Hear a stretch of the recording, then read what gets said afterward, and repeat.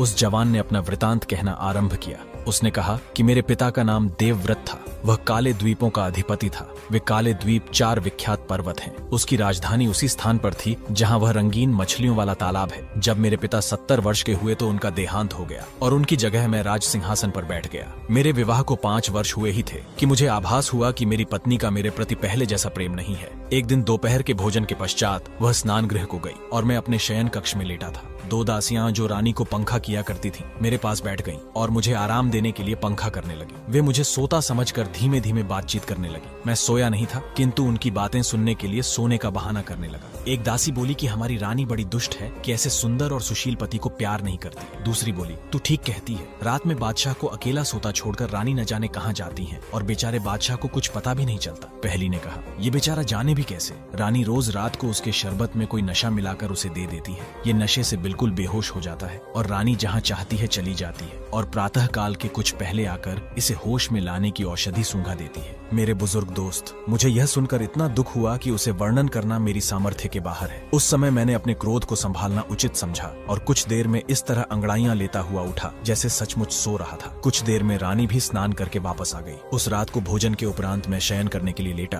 तो रानी हमेशा की तरह मेरे लिए शरबत का प्याला लाई। मैंने प्याला ले लिया और उसकी आंखों से बचाकर शरबत को खिड़की से बाहर फेंक दिया और खाली प्याला उसके हाथ में ऐसे दे दिया जैसे कि मैंने पूरा शरबत पी लिया है। फिर हम दोनों पलंग पर लेट गए। रानी ने मुझे सोता समझकर पलंग से उठकर एक मंत्र जोर से पढ़ा और मेरी तरफ मुंह फेर कर कहा कि तू ऐसा सो कि कभी न जागे। फिर वह भड़कीले वस्त्र पहनकर कमरे से निकल गए। मैं भी पलंग से उठा और उसका पीछा करने लगा। वह कई द्वारों से होकर निकली। उन सभी द्वारों में ताले लगे थे, किंतु उसकी मंत्र शक्ति से सभी ताले खुलते जा रहे थे। आखिरी दरवाजे से निकलकर जब वह बाग में गई तो मैं दरवाजे के पीछे छुपकर देखने लगा कि यह क्या करती है। वह बाग से आगे बढ़कर एक छोटे से वन के अंदर चली गई जो चारों ओर झाड़ियों से घिरा हुआ था। मैं भी एक अन्य मार्ग से होकर उस वन के अंदर चला गया और इधर उधर आंखें घुमाकर उसे ढूंढने लगा। कुछ देर बाद मैंने देखा कि वह एक पुरुष के साथ जो एक गुलाम लग रहा था हाथ में हाथ दिए टहल रही है और उससे शिकायत कर रही है कि मैं तो तुम्हें अपने प्राणों से ज्यादा प्रेम करती हूँ और तुम्हारा यह हाल है कि मुझसे सीधे मुंह बात तक नहीं करते, हमेशा मुझे बुरा भला कहा करते। आखिर तुम क्या चाहते हो? क्या तुम मेरे प्रेम की परीक्षा लेना चाहते हो? तुम मेरी शक्ति जानते हो। मेरे अंदर इतनी शक्ति है कि कहो तो सूर्योदय के पहले ही इन सारे महलों को भूमिगत कर दूं और यह सारा ठाट बाट बिल्कुल वीरान कर दूं और यहाँ भेड़िए और उल्लुओं के अलावा कोई नहीं दिखाई दे और जो पत्थर यहाँ महलों में लगे हैं वह वापस पर्वत पर उड़कर चले जाएं। इतनी शक्ति रखते हुए भी मैं प्रेम के कारण तुम्हारे पैरों पर गिरी रहती हूँ और तुम्हें मेरी परवाह ही नहीं। रानी यह बातें करती हुई अपने प्रेमी के हाथ में हाथ दिए टहलती आ रही थी। तभी मैंने बाहर निकलकर गुलाम की गर्दन पर पूरे जोर से तलवार से वार किया। वह लड़खड़ाकर गिर गया। मैंने समझा कि वह मर गया और मैं अंधेरे में वहां से भाग निकला।